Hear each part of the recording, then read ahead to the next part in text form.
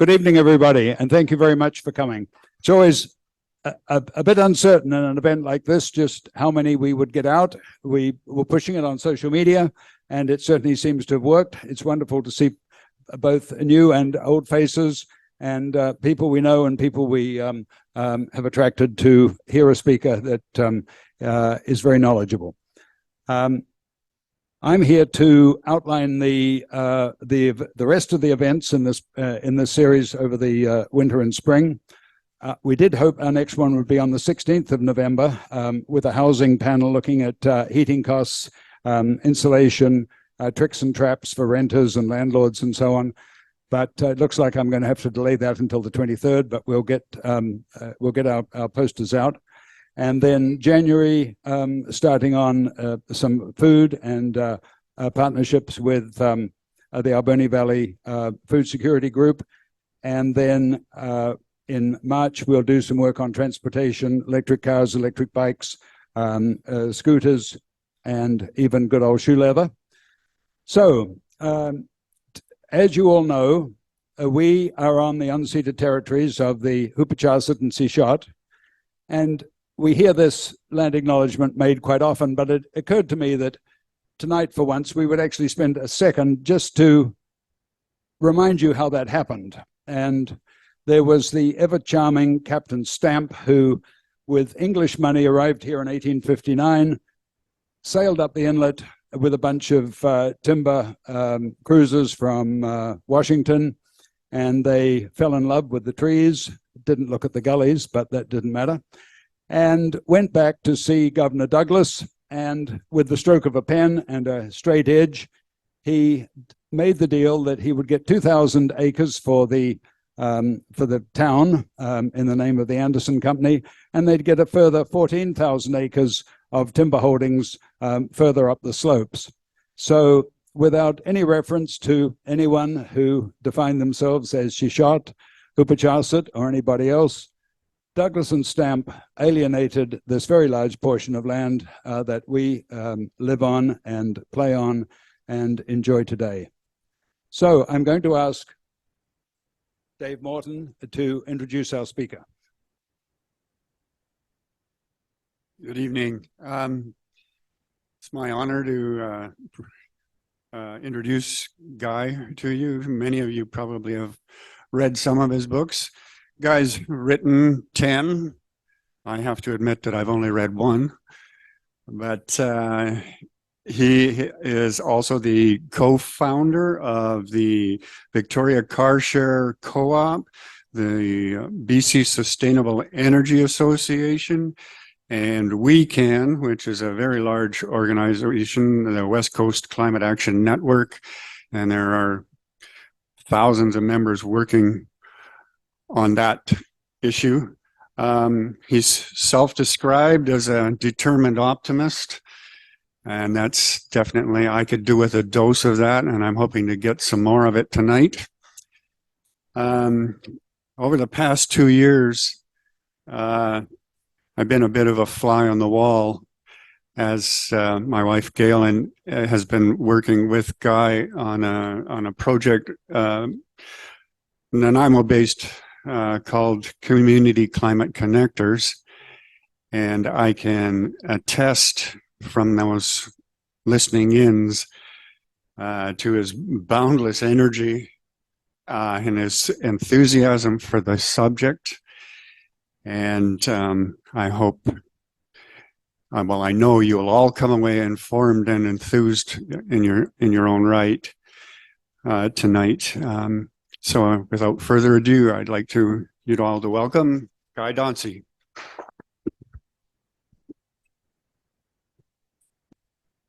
So thank you. Can you hear me at the back, first of all? Yay. Second thing is I tend, when I get excited, to speak too fast. So who in the room dislikes fast speaking? So, okay. So if I speak too fast,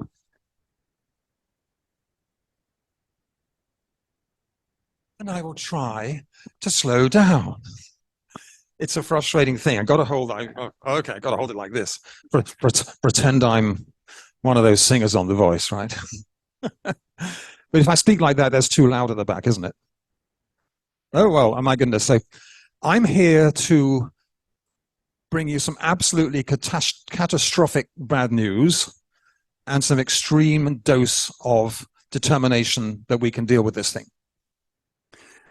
You folks in Port Alberni, maybe you think it's normal that it's 25, 26 degrees in mid-October.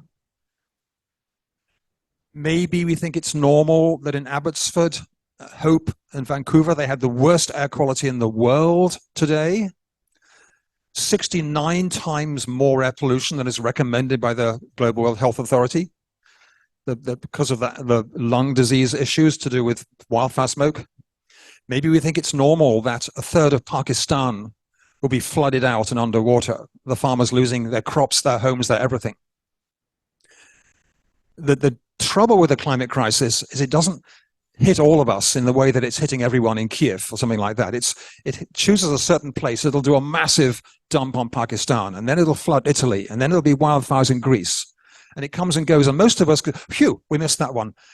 Because as humans, we have a characteristic which is both wonderful and terrible. We love comfort. We love it when life is not distressing and disorganized. We want to slip back into that comfortable rhythm as quick as possible. And so the impulse to not believe that this horrible thing called climate crisis is coming is really strong. If we can pretend it's not really there. I was walking in the woods with my wife, Carolyn, the other day, and she said out of the blue, I'm really worried about nuclear war and this Ukraine thing. And I said, oh, for goodness sake, don't just shut up. I don't want to talk about it. I can't do anything about it. I got irritated. And then I realized that maybe that's how some people respond when I talk about the climate crisis. Like, I know it's bad, but what can I do? I don't want to talk about it. They go into shutdown. The numbers from surveys tell us that 70, 80% of Canadians know that we're in a serious or a very serious climate crisis. We have the dilemma that we don't see any politicians standing up in the way that Churchill did or whatever. They're not making it seem like there's a crisis. And this evening, the NDP are seemingly about to disqualify the one candidate in the leadership race who is trying to say there is a crisis, Anjali Appadurai. We'll know by 9 o'clock. And so I have to ring the alarm bells. And I just choose 4 for you this evening. Right now, the global temperature is only 1.15 degrees warmer than normal during the whole of the Holocene, which is the last 10,000 years. Only 1.15 degrees. And that is enough to melt the Arctic, melt the Himalayan glaciers, start rising sea levels, disturb the jet stream, which means that when you get a period of an intense high pressure, it stays 3 times longer than normal. Or intense or severe flood, it's 3 times more water than normal. Because there's a warmer atmosphere, we will get more evaporation. So there's more water coming up, so water going up, so more water is going to come down. And we had that last November, whatever it was. We got Mission was flooded out entirely. That same summer, Lytton was burnt to the ground. And yet, very quickly, we go back to normal. We vote for councillors and mayors who say, it's not really a problem. So we're heading towards a temperature, we can't avoid a global temperature that's 2 degrees warmer. The 1.5 hope thing is not going to happen. But we're heading right now to a world that's 3 or 4 degrees warmer. And I'd let you know the last time the world was 3 degrees warmer, the global sea level was 25 meters higher. Not 25 inches, 25 meters higher. And there's a long time delay before that suddenly, is lapping up and, your downtown's flooded. It's not because it takes a while for the Antarctic and Greenland to melt. But we are the generation that is, if we don't act on this like it's a coming catastrophe, our grandchildren are going to be saying, what the hell were you thinking? Why didn't you act on this when you had the chance to? Throughout the 10,000 years of what's called the Holocene, the amount of CO2 in the atmosphere was around 280 parts per million. When I was born, it was around 310. It's now coming up 420, and it increases by 2.5 parts per million every year. So the second alarm bell is these climate events we're seeing, the larger floods, the stronger hurricanes, the longer droughts, the larger wildfires, the bigger heat waves, they're going to get worse every year for the next 50, 100 years.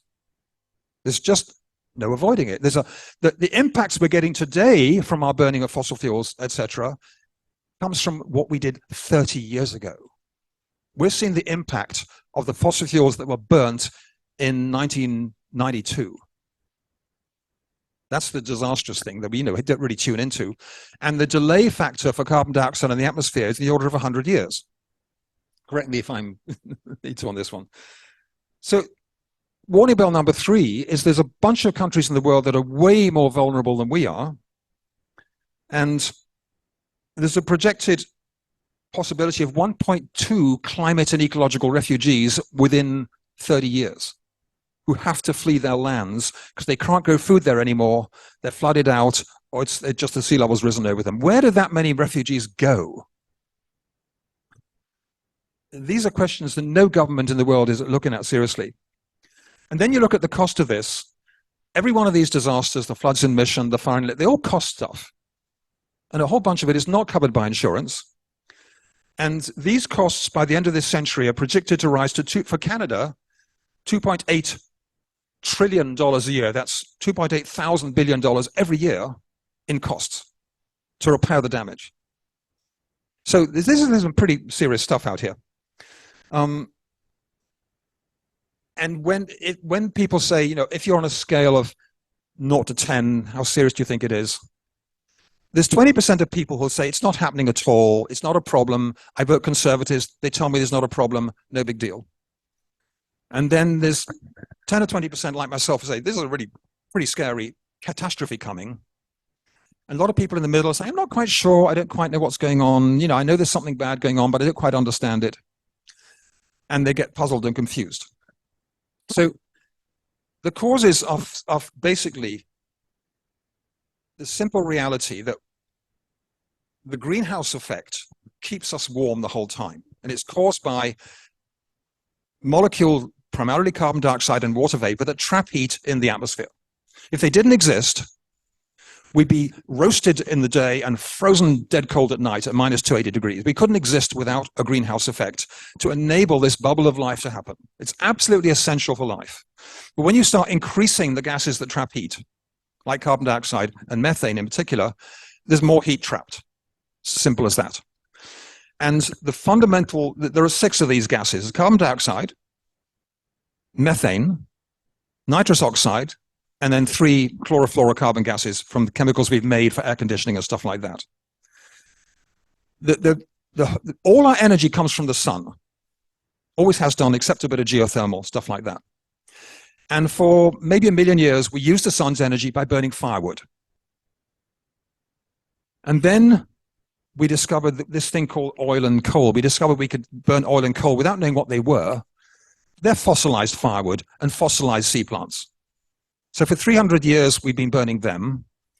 And then all the stored carbon dioxide that those plants accumulated carbon dioxide for millions of years. And we're burning it all in 300 years. So massive surge of CO2 into the atmosphere. But now we've discovered how to use the sun's energy directly through solar, through other renewables, which are the cheapest form of energy going. And here's the remarkable thing. Since the sun's not going anywhere, we will be, every year that passes, we will get better at generating renewable energy, and it'll be cheaper. Solar energy is already down to 2 cents a kilowatt hour if you're in the tropics, and maybe 3 or 4 cents a kilowatt hour in British Columbia. By contrast, nuclear energy is 15 cents, beta hydro, new powers. Site C is about 30 cents a kilowatt hour, just to give you contrast. So every year for 1 billion years, it'll get cheaper and easier to use the renewable energy from the sun, as opposed to 300 years of sticking with fossil fuels. Like, why would you want to remain with fossil fuels when you've got this new alternative ready here for us? So the carbon dioxide comes from burning fossil fuels, which is coal, oil, gas, fracking for gas, and cutting down forests. Because the stored carbon in the forests is a phenomenal thing, and the soil. When we get massive rains in the Cowichan Valley, you go to Cowichan Bay, the whole of the sea is turned brown with mud, because the Coxsila River has got steep banks on it. Mosaic is logging them to hell, clear cutting them. All the soil gets washed off, and the sea lions flee. The tourists flee. The boaters flee because the waters are like dredgy mud.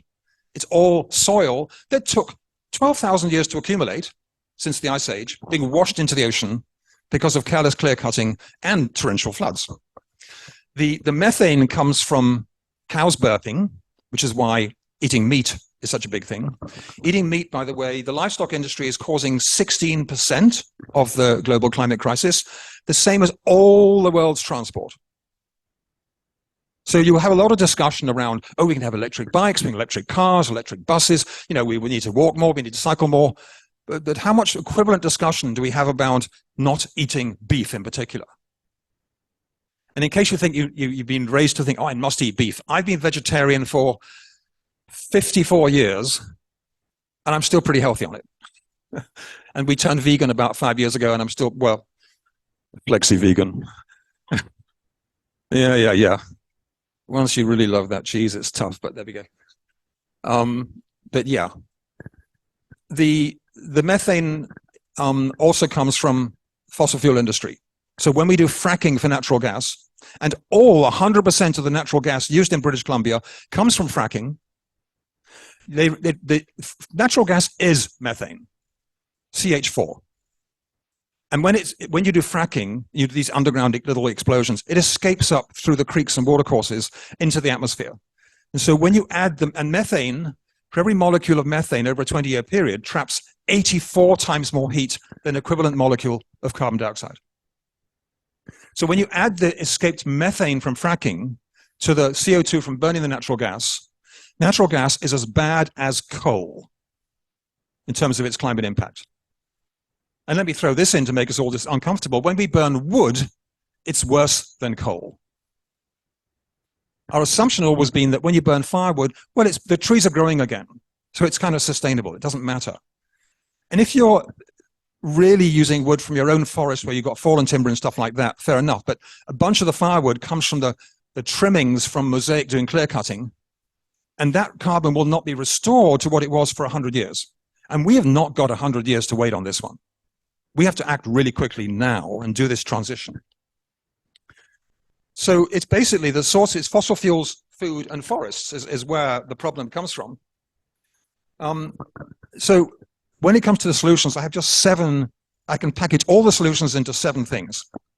And the first one is tell the truth.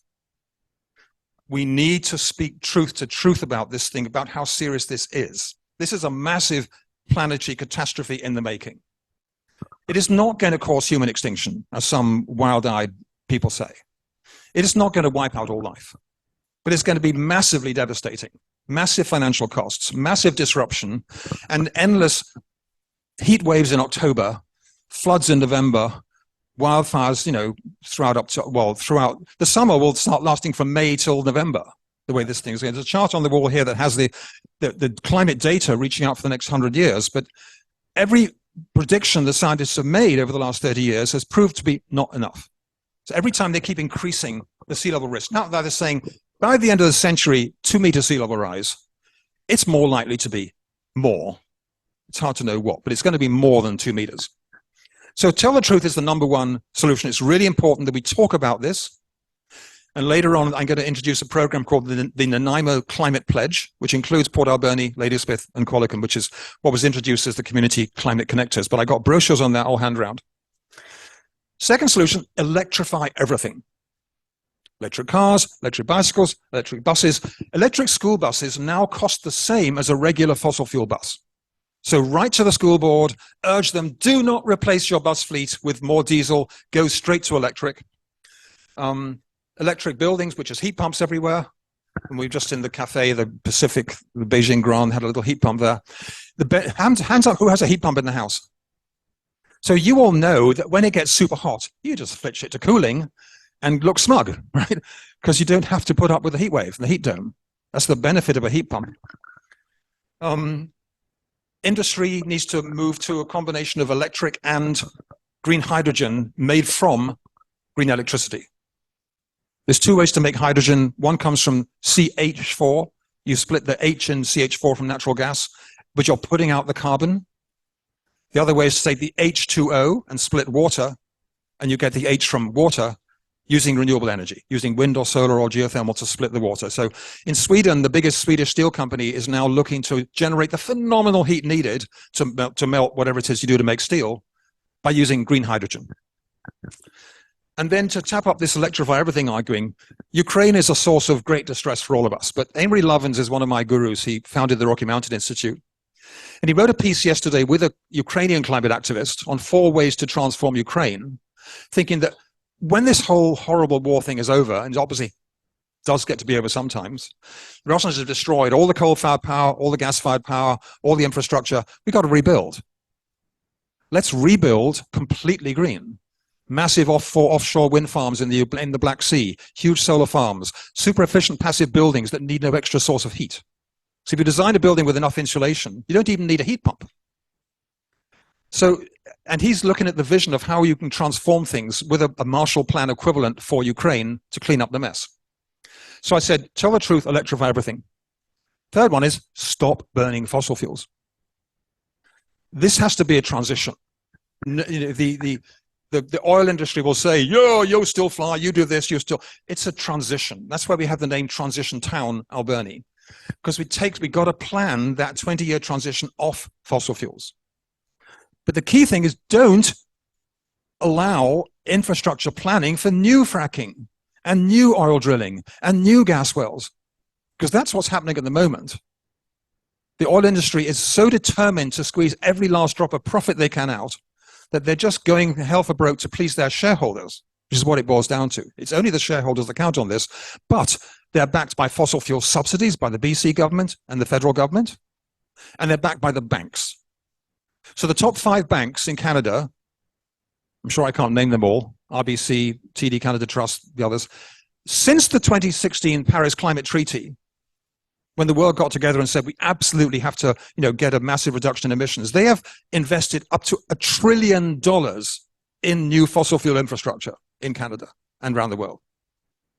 They are financing the Coastal GasLink pipeline that goes through the Wet'suwet'en lands up in northern BC, which lands which were never ceded by treaty, which are not governed by the elected band councils which govern the reserve lands there, and regarding which the hereditary chiefs are saying, do not do this, do not drill under our river, do not take this pipeline across our land, and don't finance it and don't insure it. So stopping fossil fuels. Fourth one, stop eating meat. The data here, a kilogram of beef generates 63 times more climate pollution than a kilogram of wheat.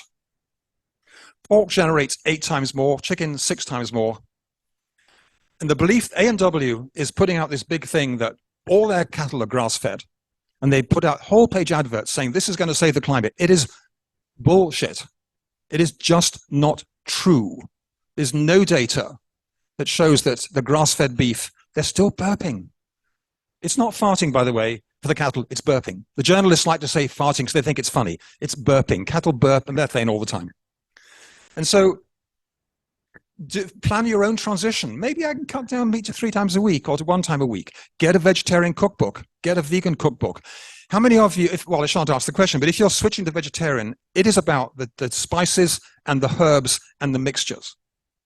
And putting this stuff in and you get this phenomenally, I live with my wife, Carolyn Herriot, who wrote the book, the Zero Mile Diet and the Zero Mile Diet Cookbook, used to be the top chef at Pagliacci's restaurant, Victoria. Am I a lucky husband or what, right? Whoa. She, in half an hour, she can just take some broccoli, some garlic, some onions, various kind of clever spices and stuff, and just pull together a really delicious something. And she's always, even though she's had 50 years of cooking, pulling out new recipes, trying things out, all vegetarian, totally delicious. Amazing, right? So that's the 4th solution. The 5th one is spend what it takes. So for a government, that means 2% of GDP average is needed. That's for Canada, that's $40 billion a year. But hold on a second while I drink some H2O. It sounds a lot, but when a bank gives you money for a mortgage, it doesn't have that money. It creates it out of thin air. If a bank has $1 million in its coffers, it is allowed by the International Bank of Settlements to produce 20 million to lend. So a public bank can do exactly the same at 0% interest. And that is what they're doing in Europe. In Europe, 64% of all banking in places like Germany is done by public banks or cooperatively owned banks who do not owe anything to their shareholders, who are serving the public, so they don't need to charge interest. Imagine you run a business when your thing you want to make is money. You're allowed to imagine it up out of thin air and then charge 5% on it. And you wonder why the bank directors and the shareholders are getting so rich and making such massive profits. I'm going off track here, but I got to get real on this one. 2 days ago or 3 days ago, the so-called Nobel Prize for Economics, which is not a Nobel Prize, it was created by the Swedish National Bank. Alfred Nobel was long and dead, gave the Nobel Prize to Ben Bernanke and 2 or 3 other people who helped handle the last big crash in 2008 for their theory, and they're based on the theories that banks are simply intermediaries. If you put your money in here, someone takes it out there, which everyone in all neoclassical economics teaches that's how it is. But 5 years ago, under pressure from money activists, Bank of England actually wrote, this is not how it works. The banks create money out of nothing. Central banks, they create money as loans. So the money needed for home retrofits across all of Canada, for solar installations, for wind power, they all have a stream of revenue coming back. Those loans can be created by a public bank without any cost to the public purse. The same can be applied for affordable housing. All regular houses are financed by mortgages dreamt up out of thin air. All affordable housing can be financed by mortgages from a public bank dreamt up out of thin air. It doesn't need to cost the government anything to build all the affordable housing we need. But most people in Canada and most environmental activists don't understand banking, don't understand finance. And then you take the central bank, whose role is to create money out of thin air without ever needing to repay it, and only in an emergency, and only if doing so will not cause inflation. But on top of that, they can use their ability to create money out of thin air to underwrite those loans for wind and solar and home retrofits. So there's zero risk. If the government says we're going to call for green bonds and we all invest in green bonds and we're paid 5%, the central bank underwrites them, there's no risk we'll always get our 5% return. A lot of people would happily put their hand up to have put some money in for a 5% green bond. In the same way that during World War II, people chipped in money to pay for fighter jets and stuff like that. All the villages held bake sales and they brought their goods together to buy jets and planes. So solution number 6 is basically leave no one behind. This is a transition. Some people's jobs are going to change. Make sure that everyone working in the oil industry or the gas industry or the coal industry is guaranteed a financially secure transition and training to whatever job they want to do next. And every community that's dependent on fossil fuels like Tumbler Ridge is given a guaranteed supported process to either reimagine themselves as something new or a tourist center for seniors, whatever it might be, or people will quietly say, we're going to shut the town down, but assist them in this. Otherwise, you're going to get resistance all the way. When BC brought in its carbon tax, it was done in such a way that everyone who's medium to low income gets a carbon tax rebate. Because it just shows up on your bank account. If you don't look at your bank account, you won't know it's there. If they sent it as a check in the mail, here's your carbon tax rebate, you say, oh, I own an electric car. I'm not even putting out carbon. I've got this free check out of nowhere. In France, when President Macron put a tax on fuel as part of all this, he didn't get good advice. So all the low-income people are struggling to pay their fuel bills to get to and fro work. They put on their yellow vest, they had a yellow vest protest and virtually overthrew the government. And so Macron had to think, that wasn't very smart. Leave no one behind. Think about this in a compassionate, inclusive way. It's a transition for all of us. We don't need any victims in addition to those who are going to lose their farms from floods and fires and stuff like that. So the final one is one that is never talked about. It's called Restore Climate Stability. And here's the thing. The climate crisis is not caused by our annual emissions of greenhouse gases. It is caused by our accumulated emissions. Imagine these things are getting up there and sitting up in the atmosphere. Before, in tonnage, before the modern age started, there was like 500 gigatons of carbon in the atmosphere. Now there's around 850 gigatons of carbon in the atmosphere. So you've got a surplus of 350 gigatons of carbon. That's a billion tons, which has got to be drawn back down to Earth. If the whole of Canada, if the whole world went 100% green tomorrow morning, the climate crisis would not stop. All we're doing is stopping pouring more fuel on the fire. The fire's still burning. We're just now not pouring fuel on it. Right now, we're pouring more fuel on it every day. So we have to find a way. How do we draw that carbon back down to Earth? So some people say, well, this is nature's solutions. Well, the forests will do it. So we'll have what's called net zero. But how many know the phrase net zero by 2050? Hands up. Familiar with that? Some of you. That means when a company says we'll go net zero, or a government says we'll go net zero, is that we'll go 80% of the way, and then we'll pay for someone to save a forest and count that as storage for the next 20%. Wrong. We got to do both. We're cheating if we do that. So we got to go to 100% zero and draw down that huge tonnage. So net zero is a scam. It's a way of cheating. It's a way of a fossil fuel company pretending to get to zero while still putting out emissions from burning oil, coal, and gas. So we're looking at the ways to do this are hardly ever discussed in the public arena. Clearly, planting more forests, planting trees everywhere is a key thing. So trees in a city like Port Alberni also provide shade when it's really hot. You've got a 7 to 10 degree difference in heat from walking into the sun into the shade. Really important. There will be guaranteed heat dome events coming every 1 year or every 5 years. We don't know what. They will come guaranteed. And shading is really important. But every tree we plant stores carbon. And then stopping the clear cutting of forests and old growth, because that's storing carbon. The same applies to farmland soils. Regular chemical farming is just slowly destroying the soil constantly. It's eroding it away. In fact, on current data, given the state of global soil erosion around the world, through chemical farming, most soil will be gone within 60 years. It's like pretty alarming. And look at a place like Pakistan, and not only is it flooded the whole thing, but that flood water is carrying soil out to sea as well. So when you move to organic farming and you're building the soil with leaf mulch, with seaweed, with manure, everything you can in the soil, or less manure if you're doing less cows, or with the horse manure, whatever, build the soil and it's storing carbon. So then we get into interesting stuff.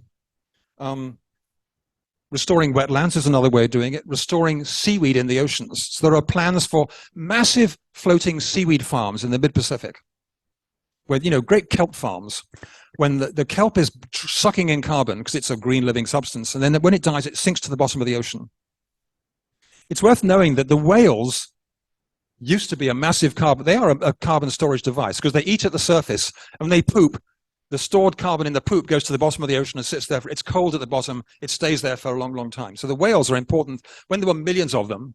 So bringing back the whales itself is even a carbon solution. And then we get to interesting stuff like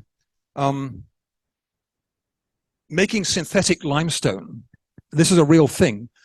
So limestone is made from carbon. It's a carbon-based rock. You make synthetic limestone, it'll actually absorb carbon. There are different ways of making, then you sell it as a building material. And there's other controversial ways like seeding the ocean with metal filings to encourage growth. This happened off Haida Gwaii about 10 years ago and ran into a whole bunch of controversy because the guy doing it didn't follow the protocols.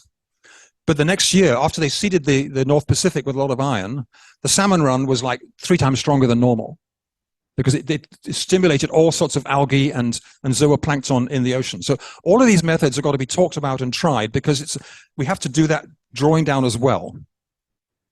So,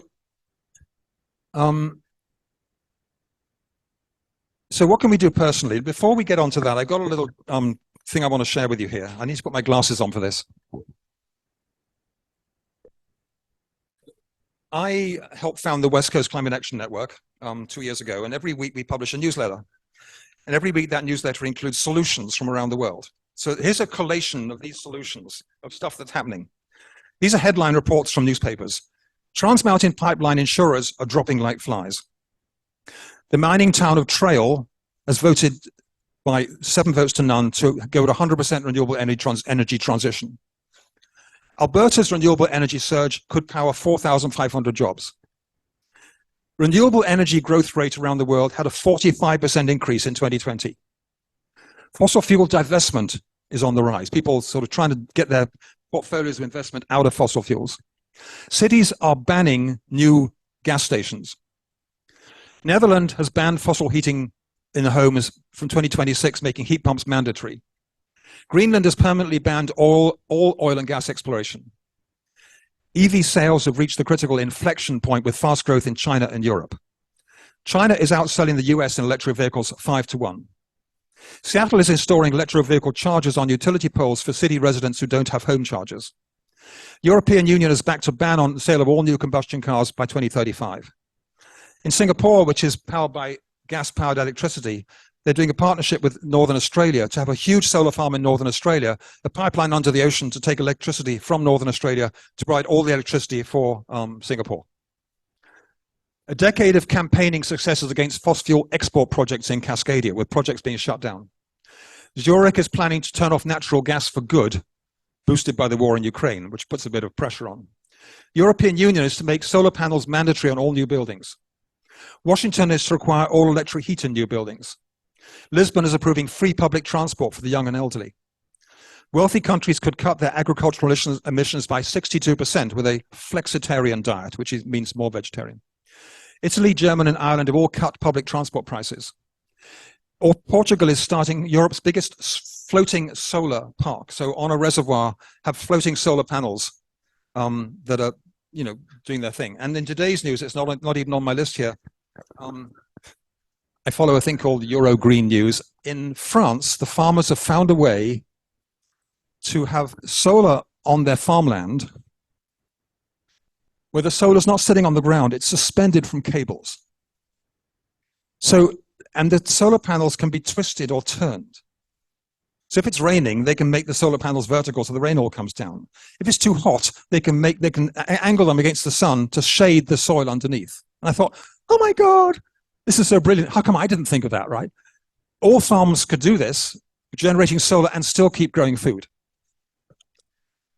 And they're making a big profit from doing it, I should say. Where do we get to next? Mercedes electric vehicle has broken the 1,000-kilometer range to beat out Tesla. Electric school buses are reaching cost parity with diesel. Denmark is building an offshore island, an artificial island, to provide enough wind power for the entire country, which they'll then export to Norway and Sweden probably. Norway is popularizing an ultra-sustainable heating method. Like the biggest heat pump take-up is in Norway, which is a very cold country. Yes, too fast. Thank you. Oh, I'm good. You got it. Okay, too fast. I mentioned green steel in Sweden with using hydrogen. The Chinese city of Shenzhen, I think, has 16,000 electric buses and 22,000 electric taxis. China's solar PV demand could effortlessly pass 100 gigawatts in 2022. A Spanish city has been named one of the best places to live after their key policy was to prioritize pedestrian walking in that town. Urban greening can reduce the impact of global heating in cities through tree planting.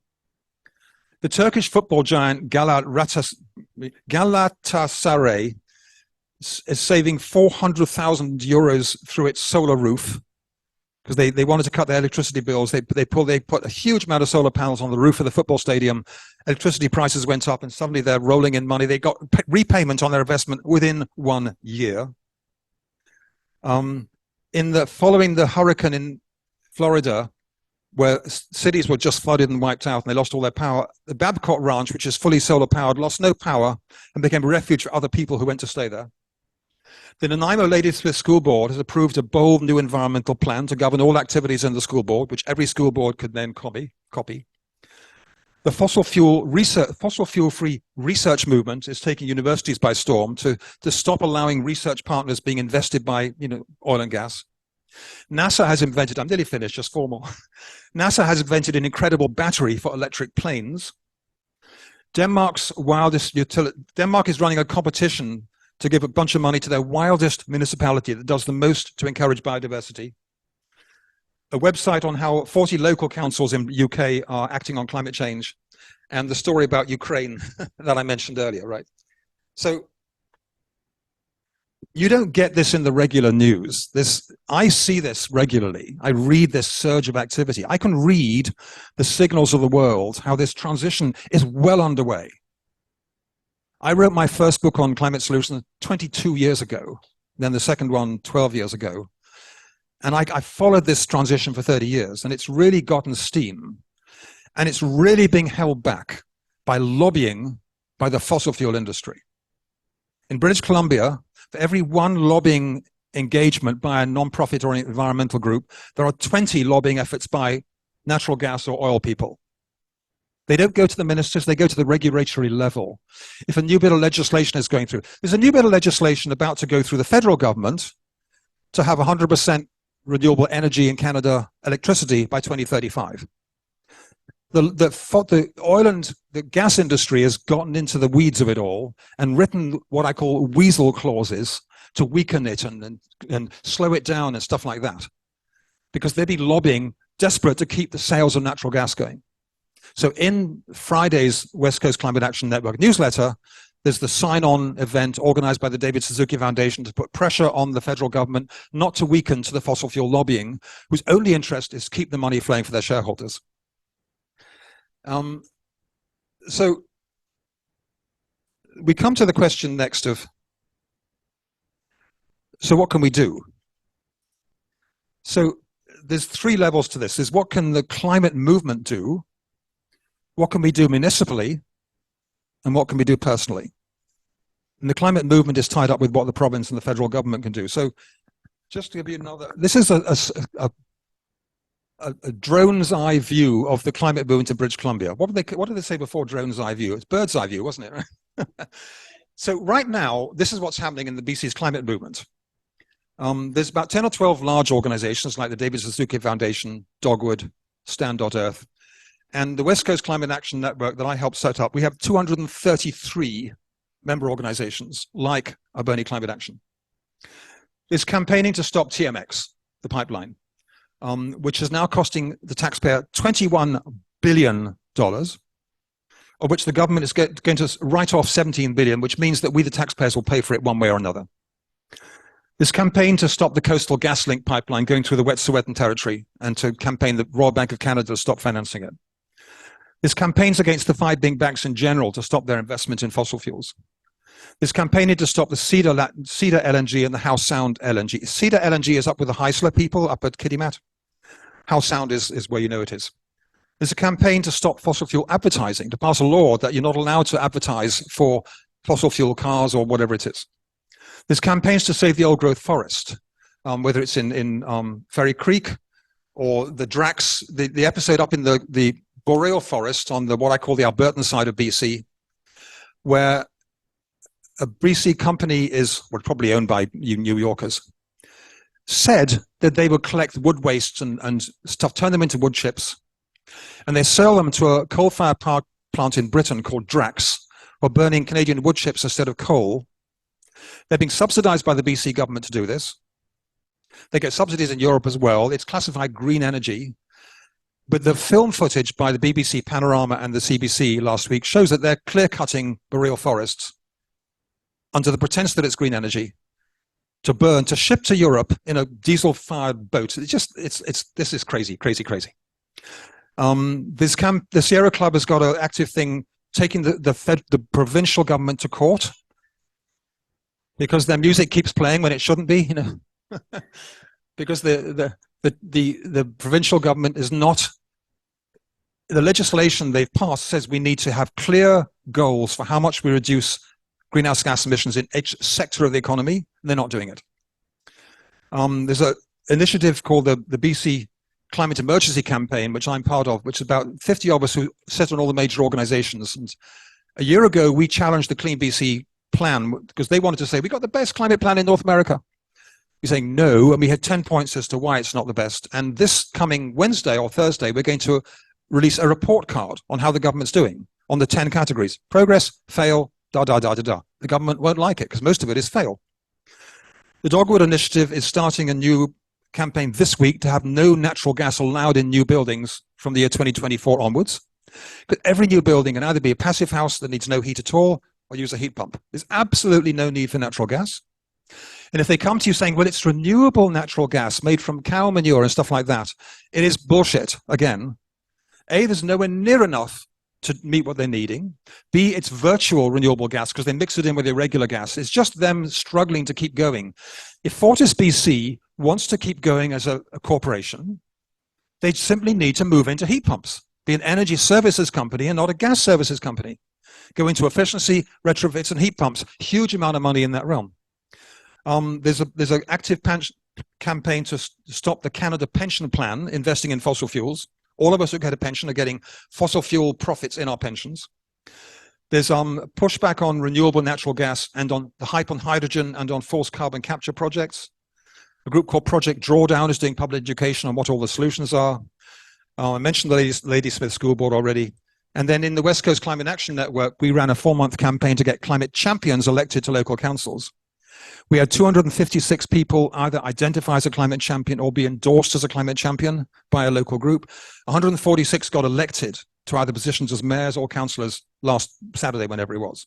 So, you know, all this stuff is happening in the climate movement. And the way to get involved in that is simply to join one of the groups that's doing stuff, like Alberni Climate Action. So when you come to the municipal level, and I'm winding up now, we can come to Q&A. What can a town like Port Alberni do? Now, I don't live here, but I've seen Robert's plan, his submission to council, really detailed stuff, where sidewalks can go, where bicycle lanes are needed, all that sort of stuff. But basically, Port Alberni needs to develop a climate action plan, have the public engaged in making that, make submission, then people can make submissions to council on what needs to be in it. The council needs to really plan for, I don't know whether adaptation, but it's dealing with extreme fire, forest fires, extreme flooding, extreme heating, having cooling centers, thinking about the most vulnerable people who can't afford to have heat pumps, who live in lousy homes with no insulation, who can't get away from the heat. You know, think about the most vulnerable and have the planning in place for those people. Planting shade trees everywhere. I mean, as a non-Alberni, I'll look at your great big wide streets and I think, oh my goodness, that's all. You could build a whole row of, you could make that road 2 lanes or maybe 3 lanes, a whole row of winding townhouses down the middle of that street on public land. You'd celebrate it for $200,000 straight income to the council, and provide 1,000 units of affordable housing so that people aren't living in the streets and in the tents and stuff like that in Port Alberni. Because I know you have homeless people struggling. The city owns the land, owns lots of it that can be used for housing. Planning for ecological resilience, planning, encouraging pollinator plants, native plants. Did you know if we want to have pollinators, the bees and the butterflies, they feed on native plants only. They only lay their eggs on native plants because they've developed their symbiotic relationship with plants over millions of years. They were doing it before the Ice Age. When the Ice Age came, they just moved south, then they moved north again. They don't lay their eggs on modern hybrid plants that aren't native. So when you plant native plants, you're encouraging the pollinators, which are pollinating all the food we need. And if an example of how important pollination is, this year, I love eating Oregon grape berries. They've got that incredibly sharp, sweet taste. I'll take a whole handful and throw them in my mouth. There were none this year because the extremely wet spring got the rhythm of the blossoming of the Oregon grape wrong from the pollinators. So there were no berries. That kind of disturbance is going to be happening more and more, and farmers on the front edge of observing this stuff happening. There can be initiatives to cut out single-use plastics, to have repair workshops so that we don't have to buy new things all the time. Initiatives to help with home insulation and installing heat pumps. Initiatives to make the whole city walkable, cyclable. Just this evening we saw probably a 10-year-old girl cycling up the hill on looked like a tiny electric scooter. Like, it was about 3 feet long, clearly had a battery on it. Probably cost $200, and she's getting around at the same speed as a car. even the new mayor of Vancouver, who's being billed, the Ken Sim with the so-called ABC is being billed as non-climate. He's committed to make the whole of Vancouver 15-minute walkable city. So you can walk to the shops and the recreation centers and the health centers within 15 minutes and stuff like that, or cycle. Initiatives to have food grown. You have 4,000 acres of ALR land here growing nothing at all. And the ALR has rules to prevent people building housing on that farmland. So, and yet you're young people desperate to grow food and get onto farmland. So initiatives in that realm, right?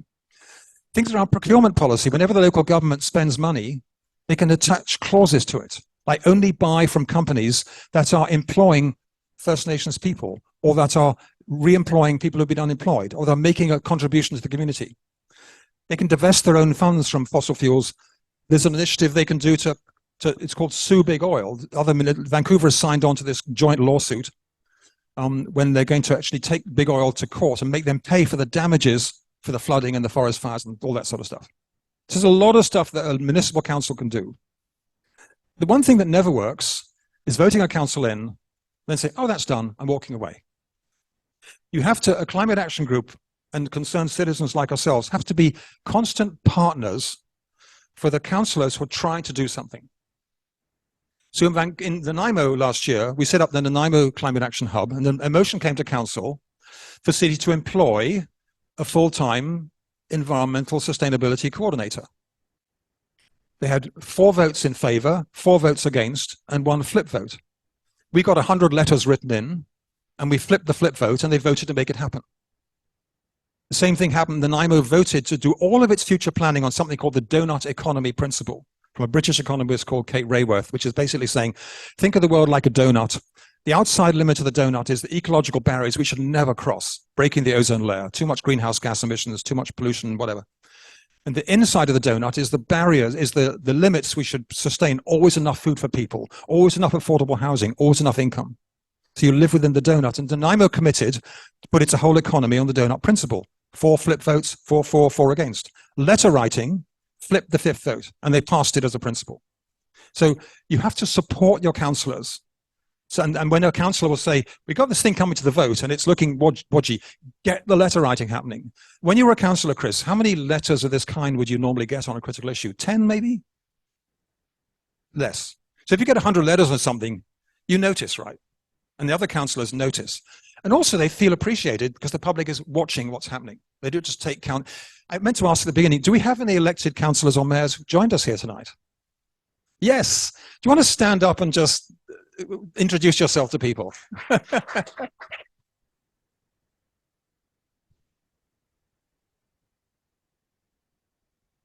Come up front and take the mic. Otherwise you won't be on the video. You're going to have to, is he an incumbent or a new elected? Dustin, new. So you'll get used to microphones. There you go. Take a minute. Good evening. I'm as green as they come. So I'm and as in a rookie, but yes. Thank you. This has been extremely inspiring tonight. I'm feeling the weight of the responsibility that we hold, and I truly hope that just as Guy was saying, that all of you hold us accountable. Communicate with us. Tell us what is important to you. What have you learned that we need to know? Yeah, because I mean, I ran for council because I wanted to represent the voices of the people in my community that I knew, and obviously I got enough votes that people felt like, you know, that representation was what they wanted, and yeah, I'm taking it very seriously, and what I'm hearing tonight is exactly the sort of thing that I ran on, and I'm looking at all these faces, and I want to get to know you people, and I want to meet you, Dustin Dame. How many of you knew Dustin Dame before this evening? So let's do it. How many of you did not know Dustin before this evening? Yay! So look at this. Yeah, it's awesome. Yeah, so thank you. Good. Yeah. Well, congratulations. Yeah. So to wrap up, I want to, there's there's 2 bits of homework. One is support Dustin, and you will quickly find out who your other councillors who are on kind of on board with you. And whether you've got a 3-6 flip or a 4-5 flip or whatever. And make sure that you have a way to tell people what's going on, whether it's through Facebook or whatever. You need to build an email list 5,000 strong. That's what works, right? The second request is about the Nanaimo Climate Pledge. So we are launching, we got $27,000 worth of funding from the City of Nanaimo, the federal government program for seniors, and a body I'm part of in Britain, to launch the Nanaimo Climate Pledge. And it reaches from Port Alberni to Nanaimo and from Ladysmith to Qualicum Beach. And I've got brochures here, which you can take afterwards on the pledge. We've got them specially printed. And it's got 14 things you can do to reduce your emissions inside, including the obvious things like eat less meat, get an electric car, walk transit more, heat pump, but also change your bank, buy less stuff, join a climate action group, and vote climate, like vote for people like Dustin. Those are initiatives, right? So we're asking, the website voteclimatepledge.ca will not be live until November the 1st. So you can all take a brochure away, but the website won't work until then. When you get then, you can go to the website, take the pledge, and the pledge basically says, I commit to looking at doing these things. We're not checking up on you. We're not coming to send a drone in to look if you've got a heat pump in the living room or not. But we are offering some big prizes in a grand draw. So everyone will be entered in a draw to win some juicy prizes. Just a little, come on, right? And one of the strands of that program is a program called the Community Climate Connectors. So I would love to recruit 15 people here tonight who become a connector. And what that means, this comes out of a program in the town in Somerset in Britain called Froome, where they set up community connectors to address the issue of loneliness.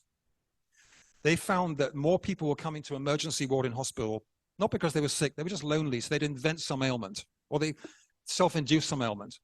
So they trained 3,000 people out of a community of 30,000, that's almost 10%, to become a community connector, where those people learn, these are all the resources that you help someone with, the chess club, the hiking club, the Alzheimer's support group, whatever it is. And they then use those resources to have conversations with people to help them out. So with our climate connectors, we're asking people just to make a commitment to have conversations with your friends about the climate crisis in a completely non-judgmental way. So it's not coming in and doing what I've done to you this evening. It's the opposite of that. Not coming in and preaching. It's saying, when you think about, can I have 10 minutes of your time to talk about the climate thing? And when you think about the climate crisis, what do you feel? What comes to mind? And how serious do you think it is? And questions like, in addition to actions by government and corporations, how important is it for us individuals to do stuff?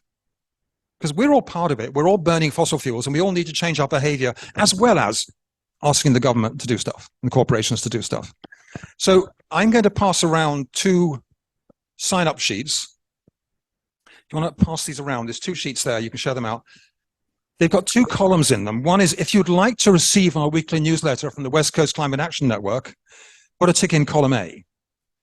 If you're interested to become a community climate connector, put a tick in column B.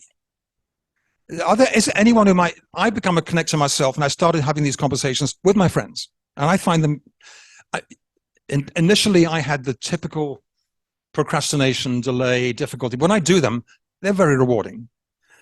Hands up, how many people are interested in possibly becoming a community climate connector in Port Alberni? 1 hand here, 1, 2, 3, 4, 5, 6, yeah. So if you're just interested, we'll send you information if you tick in that. There's two things there. Can you pass them both around? Chris, there's 2 separate sheets. You can separate them out and give one to the back. You can take one to the back of the hall. They can sign up.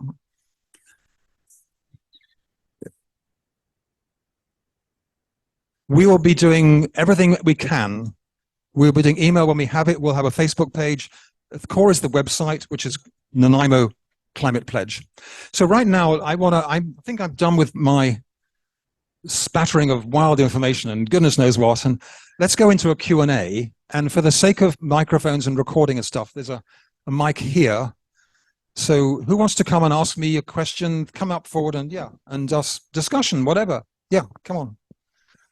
It doesn't need to be Q&A. It can be just like, let's talk.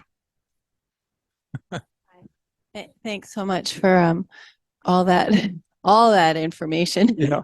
2 things that really struck me tonight that stuck with me. The thing about trees here in Port Alberni in particular, and the thing about shareholders.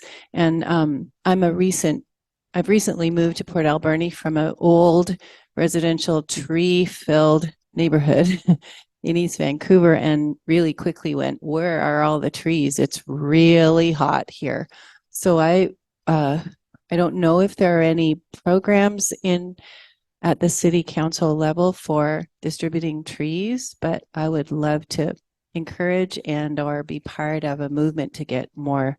It's crazy to me. I live in a 60-year-old rancher that's huge backyard fully exposed. There's not a single tree. It's like, so, and then the other one is the shareholder thing. Sorry, I'll try to be quick, but I've long wondered, like, what is the role of shareholders? Are we not all shareholders through things like pension plans and financial institutions? And I really wonder, isn't that really a big part of the bottom line? And so much of this question is about dividends and profits, et cetera, the obligation to pay out dividends to shareholders. And does it require more navel gazing on all of our parts around where are my investments, and divesting seems to be huge. I mean, maybe you can speak to that for a moment in terms of the power of the shareholder in this whole question. So let me take the tree planting thing first. I mean, the ideal relationship is between the city of Alberni and a non-profit working together. Non-profits have a much better ability to get things done on the ground than city staff. The city staff are always overworked, the desks are full, and every new project is a bit of paper falling off the edge. And people feel more trusting and engaged with local nonprofits. So I'm helped found where I live is Yellow Point, north of Ladysmith. We formed the Yellow Point Ecological Society. Every year we get a bunch of tree starts they actually come from leftovers from tree planting up in Campbell River. And we'll get, 200 tree plants, and we'll pot them on into half-gallon pots. And then we'll sell them to our people for anywhere from $1 each to $5 each. And people come and take them and plant them out. They've been mostly Doug firs. We had some cedars. Those are the two, main local trees, but they can be whatever you want. And that works well. I mean, it's not nearly as big as needed. But if you had a partnership, you need to source those trees. But a local society can do that. You can get planting. Ideally, you would have a ceremony that every time a baby's born, every time there's a child's birthday, every time there's a wedding, you plant a tree to celebrate that thing. Yes.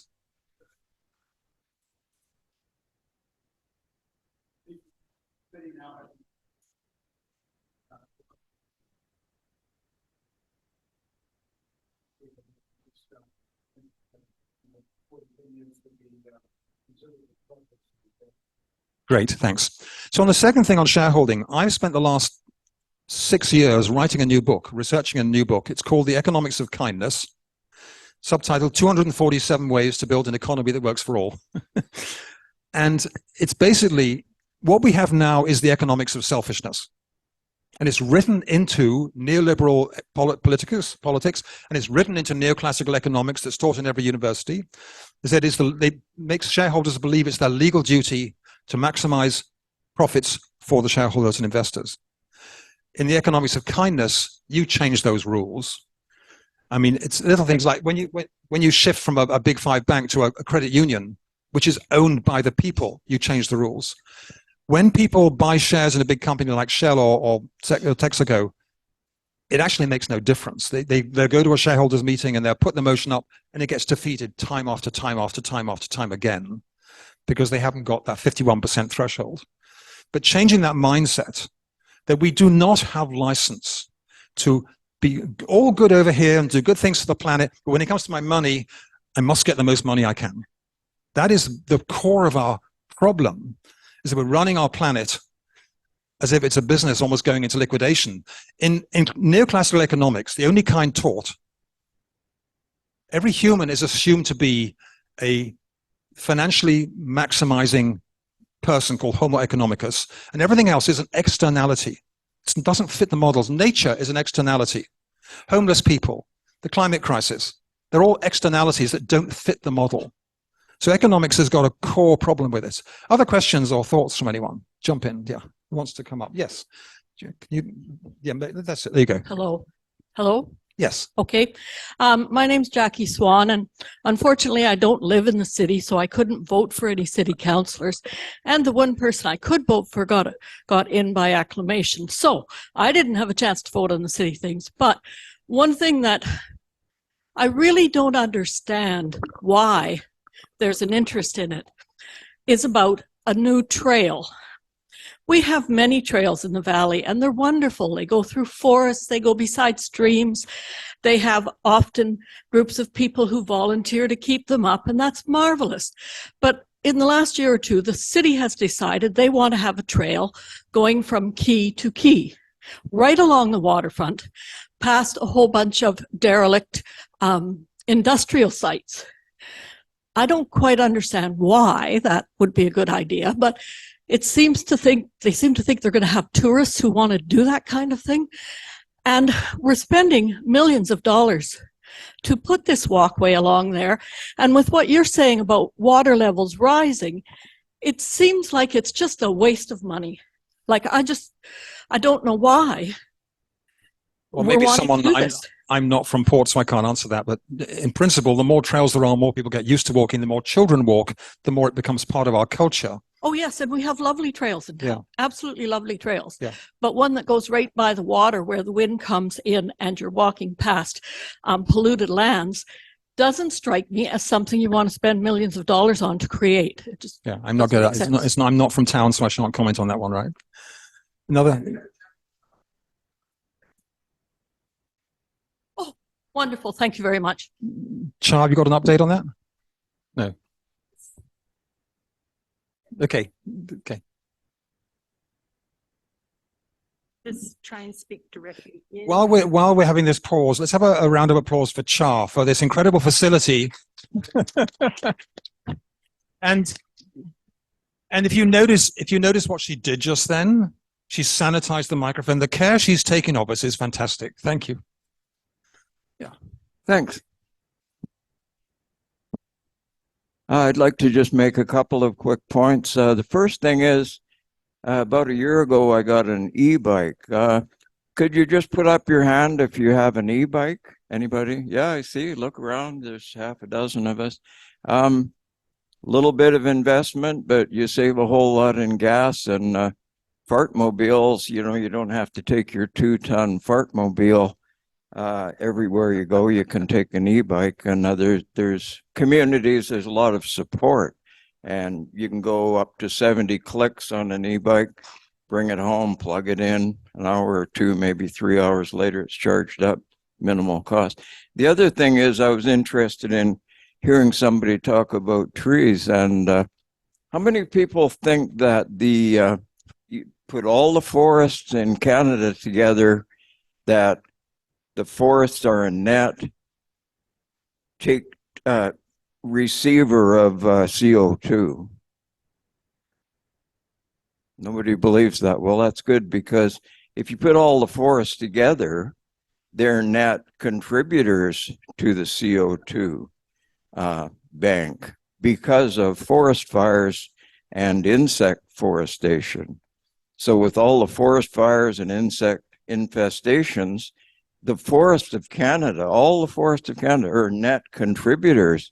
So if you're hoping that the forest, you look around at the green hills, those trees will suck up all the CO2. Well, sorry, but it's not happening. And I'd like to see more trees planted. And recently I've started planting my own. You just go on YouTube. Here's how you start cedars from cuttings or seeds or whatever. And it's quite easy. You can get a lot of trees going. We used to plant trees on Burnaby Mountain, 2 or 3 years old. Now they're 35 feet tall. And one big tree will counterbalance your CO2 emissions. Anyway, thank you. Yeah, it's actually true that Canada does not count the emissions from forestry, and nor does BC. Until 1990, the forests were a net contributor. They were storing more carbon they were releasing. Then it slowly began to flip. Now it's flipping quite seriously. But it's not been included in the numbers when we count our emissions. Yeah.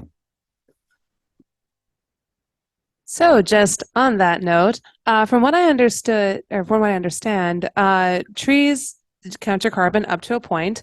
Then you need new trees to really help counter the carbon. But from what I understand, it's actually the coral reefs and the vegetation in the ocean. Those are the big CO2 counterbalancers. So what's being done to boost up the dying coral reefs and, like, you know, all that lovely ocean vegetation that really takes care of those CO2 emissions? So thanks for that. I don't know how those numbers compare. And I try to be scientific in what I say. If I don't know something, I'll say so. I haven't seen a comparison of forest sequestration versus oceans or coral reefs. The coral reefs and all shellfish are really struggling because the oceans are absorbing 90% of the carbon emissions, and they're getting more acidic for that reason. So the shellfishes are all struggling and the coral reefs are struggling. There are artificial reefs being built. There's all sorts of clever stuff going on. I'm not up on what they're doing. I know that the people who love the coral reefs are quite desperate and looking for things to do, but they really worry their heads off about that it's going to get worse and worse because we've got such a long way to go before we actually start turning the corner. But yeah, the oceans are, most of us don't tune into the oceans. We don't realize what's happening in the oceans and how they are absorbing so much carbon dioxide and becoming more acidic and getting warmer all at the same time. If it wasn't for the oceans absorbing that heat in the atmosphere, we'd probably be 5 degrees warmer. They're doing us a huge favor.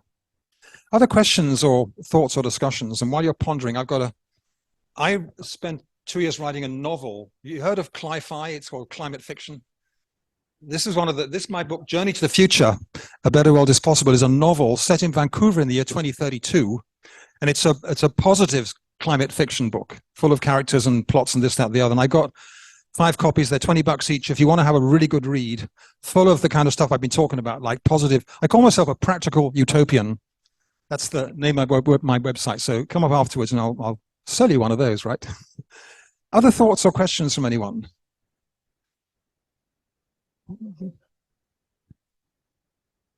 So I chose not to use slides because when I'm talking directly, I can somehow be more direct. And I thought, well, I bet you if Tommy Douglas was coming through town in 1955, he wouldn't have used slides. Just talk straight the way it is, right?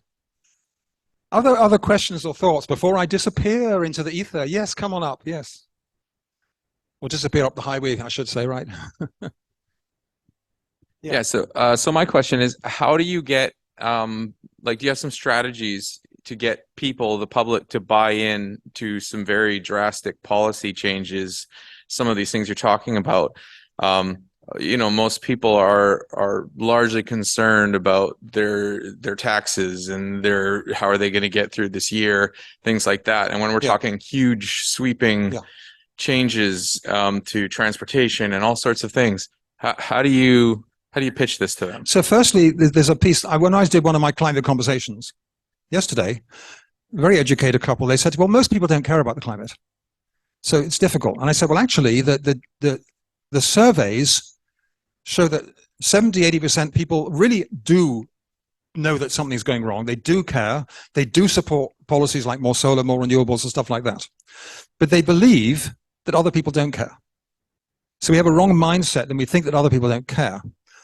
To get people on board, we need to show them a path to the future, not just preach at them like we're all fucked. They don't want to hear that. The children are having climate anxiety. It's all going to be terrible. That's, shut down. I don't want to hear that. They want to hear that this is a clear transition, that it makes total sense for the economy and for everything to do this transition, and that they can play a role in it, both in their own personal behavior by making their family behavior more green, and then by supporting council to make Port Alberni more green, and joining a climate action group to make the province and the federal government, whatever, more green. So the only solution for climate anxiety is climate action. The rest is all waffle. It is proven, because when you're doing something, you just don't worry so much. I know that I can't stop the famine in Somalia. I'm not doing anything about the war in Ukraine, but I do sleep well at night because I know I'm doing my best for what I can. I'm not going to punish myself for doing more than my best. That's just life. I have to take Sundays off, so I don't punish myself. But The program we're doing called the Nanaimo Climate Pledge is an attempt to experiment with what is the best way to communicate to a whole city. If we're doing it with just 5,000 people initially, if we get success, we're partnering with UBC to measure our results, then we'll seek funding to do the whole city of Nanaimo next year. If that's successful, we're going to go to the province and ask for $5 million to do every community in the whole province with a similar kind of pledge educational system to get everyone engaged. In Britain in 1930, 1940, the government didn't expect people to know how to make a bomb shelter or how to put the blackouts on. They sent people around. They helped people. They had wartime community connectors in the shape of the Red Cross or whatever, who helped people do what was needed. So people need that information. You need to know, where do we get the rebate to put a heat pump in? What's the lowdown on buying an electric vehicle? How many of you have an electric vehicle? Hands up. Not many. Well, we bought a Kia Soul 2 or 3 years ago. It cost us after the rebates about $28,000. I dented the side of it. My wife Carolyn was about to sell it to her neighbor for $20,000, and I went online to look at its value. It's now worth $39,000. Whoa, yes. And some people, the batteries will be no good. The batteries will be recycled after 20 years. There's progress happening to replace lithium and the rare metals mined in places like the Rwanda and the Congo to find new ways of doing batteries. All this work is happening. We have all the new electric cars around 400 kilometers range. You can't buy one, that's the only trouble, but you can put your name on a waiting list. Then in a year's time, they'll say, oh, your name has come up. Yeah. And the same for heat pumps. You can't get a heat pump now. There's a 4 or 5 month waiting list, but you need to put your name on that list so that your name will come up. And it's like, remember before the blue box came in? There was the first blue boxes were put in by environmental groups, and it was really wacky stuff. Now it's all done for normal. We need to normalize this. As an example of what I mean by transition, in 1890, streets of North America and Europe, what was the biggest urban environmental problem in 1890? Anyone guess? Not quite sewage, no. Horse shit. Yes, the streets were piling up with horse shit. Everyone was driving horse shit. 1920, all cars. 30 years, complete transition from horses to cars. So for us to do a complete transition from fossil fuels to renewables, it's completely doable. It's normal. It's good for the economy. There are net economic benefits from all of these investments. So having that confidence, it's like, farewell fossil fuel workers. We needed you. You did a good job. We could not have invented the industrial age without you. Thank you. You're not bad or sinful. We needed you. But it's farewell, thank you, welcome solar age. It's a normal, healthy transition that the whole global civilization is going through. From that perspective, the only question is, can we do it faster? And a friend shared with me the reason why she's become a community climate connector in Nanaimo is that she read that thousands of climate scientists are signing desperate petitions to the government and going on strike and gluing themselves to buildings because the climate scientists, they see the data and they're really alarmed. And they want the government to be alarmed just as they were. Yes, come on up. Hi there. How much did the Site C dam cost? And what would the net benefit be if we'd invested that same amount of money in solar panels on apartments and on houses? So the Site C dam was first estimated to cost, I think, about $4 billion. I think it's up at about 16 billion now. More, you think? BC Hydro said when you amortize that out, it'd be 8 cents a kilowatt hour, which is the standard price they pay for new power. So now it'll be about 30 to 40 cents a kilowatt hour. If that money, I'm not up to speed on the solar pricing, but you get a heck of a lot more solar and wind energy out of it if you'd invested in solar and wind. The dilemma for BC is that we generate already 100% renewable energy. BC Hydro generates more power than we use as a province. When they say 98%, it's because in places like Port Edward and Haida Gwaii are burning diesel because they're off the grid.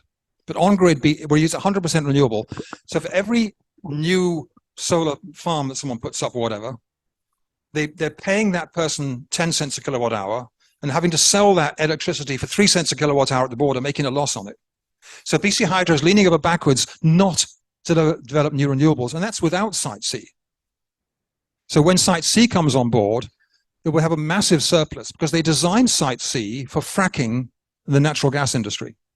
When we stop that, we'll have this even bigger surplus of green energy, which would be really great for turning into hydrogen and selling hydrogen around the world, whatever it might be. Site C is one of those mistaken decisions that they should never have carried it on when the NDP had the first chance. They shouldn't have carried on when they got the second chance, but it's kind of a done deal now. They've done so much building. They've put the turbines in place. They've done it all. So it's happening. It's not worth fighting anymore, but it's a crazy decision, the same as the crazy decision they're about to make tonight when they deny Anjali Appadurai the right to stand in the leadership race. And anyone who's on a smartphone could probably tell me if they've decided or not, because tonight they're deciding whether to throw her out of the leadership race and make it only David Eby an acclamation and deny democratic debate, which is really, for NDP supporters, a tragic mistake. But there we go. Any other questions before I get too political here? If not, I think we're good, right? So I've got these brochures. Please grab yourself a brochure. I'll put these Brochures on the We've got table a on the way. novel. Sorry. These are right here. So Speak into the mic. We've got a brochures. We've got a novel. We've also got on Char's YouTube channel, we will have this presentation so that you can then listen to the 7 points, and we can all go away and start actualizing those. So it's my pleasure tonight to thank Guy very much for coming over. He made the journey, and he said that he wouldn't bring slides. He would entertain us with his the accumulated knowledge now of more or less 40 years of work in this area. It's obvious that he's been doing that he's keeping up to date, and that he is, as always, both interesting, informative, and inspiring. So thank you very much for coming.